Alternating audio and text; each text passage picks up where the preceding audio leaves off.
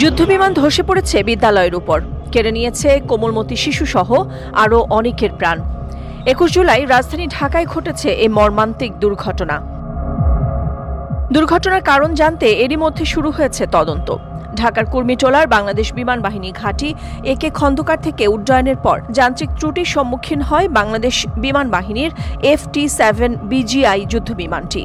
বিধ্বস্ত হয় রাজধানীর উত্তরার মাইলস্টোন স্কুল অ্যান্ড কলেজের ভবনে। ভয়াবহ এই ঘটনার পর যুদ্ধবিমানটির সক্ষমতা, নির্মাতা সংস্থা, কত সালে উৎপাদন, দুর্ঘটনার ইতিহাস এসব নিয়ে শুরু হয়েছে বিস্তর আলোচনা।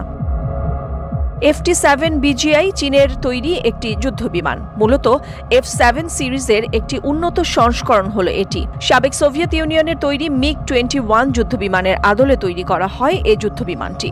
এটি চীনে চেদং J-7 নামেও পরিচিত। মূলত 1964 সালের মার্চে চীনের সেনইয়াং এয়ারক্রাফট ফ্যাক্টরিতে শুরু হয় তৃতীয় প্রজন্মের J-7 যুদ্ধবিমান তৈরির কাজ। এরপর থেকে J-7 সিরিজের বহু মডেল তৈরি হয়েছে এবং তা বহু দেশে রপ্তানি হয়েছে। 2011 সালে চীনের সঙ্গে বাংলাদেশের এমন 16টি যুদ্ধবিমান কেনার জন্য চুক্তি হয়। 2013 সাল নাগাদ এই যুদ্ধবিমান হস্তান্তর সম্পন্ন হয়। FT-7 BGI যুদ্ধবিমানটি মূলত বাংলাদেশের জন্যই আলাদাভাবে তৈরি করা হয়েছিল। এসব বিমানে অত্যাধুনিক ককপিট, মাল্টিফাংশনাল ডিসপ্লে, শক্তিশালী এয়ার কন্ট্রোল রাডার এবং প্রশিক্ষণের জন্য উপযুক্ত ব্যবস্থা সংযুক্ত রয়েছে। চীনের রাষ্ট্রায়ত্ত প্রতিষ্ঠান চেদং এয়ারক্রাফট কর্পোরেশনের CACA যুদ্ধবিমানটি নির্মাণ করেছে, যা দেশটির অন্যতম প্রধান বিমান নির্মাতা সংস্থা। বাংলাদেশ বিমান বাহিনীর চাহিদা অনুযায়ী এটি বিশেষভাবে একটি ব্যবসা সাশ্রয়ী মাল্টি রোল যুদ্ধবিমান হিসেবে ডিজাইন করা হয়েছিল।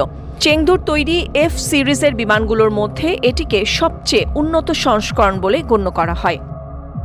তবে বাংলাদেশ বিমান বাহিনীকে এ যুদ্ধবিমান সরবরাহের পর 2013 সালে চীন এই সিরিজের উৎপাদন বন্ধ ঘোষণা করে। মূলত দ্রুত প্রযুক্তিগত উন্নয়ন ও উৎকর্ষতার তুলনায় বর্তমানে এটি বেশ পুরনো প্রযুক্তি নির্ভর যুদ্ধবিমান। অ্যারো কর্নার তথ্য অনুযায়ী FT-7 যুদ্ধবিমান চীনের তৈরি এক ইঞ্জিন বিশিষ্ট হালকা ও গতিশীল ফাইটার জেট। এই যুদ্ধবিমানগুলো মূলত ইন্টারসেপ্টর হিসেবে ব্যবহৃত হয়ে থাকে। এতে স্বল্প পাল্লার infrared homing air two air missile সংযুক্ত থাকে এবং তা মূলত আকাশে স্বল্প পাল্লার যুদ্ধের জন্য ডিজাইন করা। এ বিমান আকাশ থেকে ভূমিতেও আক্রমণ চালাতে সক্ষম। বর্তমানে বাংলাদেশ বিমান বাহিনীর মোট 36টি FT-7 যুদ্ধবিমান রয়েছে। এর মধ্যে বেশিরভাগই FT-7 BGI ধরনের, তবে FT-7 MB এবং FT-7 মডেলেরও রয়েছে। মোট ফাইটার ভ্যারিয়েন্ট রয়েছে 36টি। বাংলাদেশে FT-7 মডেলের যুদ্ধবিমানের দুর্ঘটনা এই প্রথম নয়। এর আগে 2018 সালে নভেম্বরে টাঙ্গাইলের মধুপুরের রসুলপুর ফায়ারিং রেঞ্জের মহড়ার সময় বিমান বাহিনীর FT-7 BGI প্রশিক্ষণ বিমান বিধ্বস্ত হয়। এতে উইং কমান্ডার আরিফ আহমেদ দীপু প্রাণ হারান। এরপর 2021 সালের নভেম্বরে চট্টগ্রামের জহুরুল হক ঘাঁটি থেকে উড্ডয়নের পর বঙ্গোপসাগরে বিধ্বস্ত হয় FT-7 MB। এ সময় ফ্লাইট লেফটেন্যান্ট তাহমিদ প্রাণ হারান। এভিয়েশন বিশ্লেষকদের মতে FT-7 BGI মডেলের যুদ্ধবিমানটির দীর্ঘমেয়াদী কার্যকারিতা নিয়ে প্রশ্ন রয়েছে।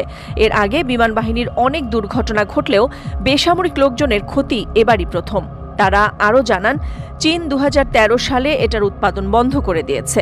চীন ও পাকিস্তানে এটার অনেক প্লেন ফ্লাই করেছে।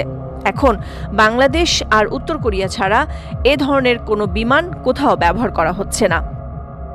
এভিয়েশন বিশ্লেষকদের তথ্য মতে বিমান বাহিনী থেকে বারবার রিকোয়ারমেন্ট ছিল অত্যাধুনিক না হোক আধুনিক কয়েকটা ফাইটার স্কোয়াড্রন থাকা উচিত, যেগুলো সেফলি ফ্লাই করবে।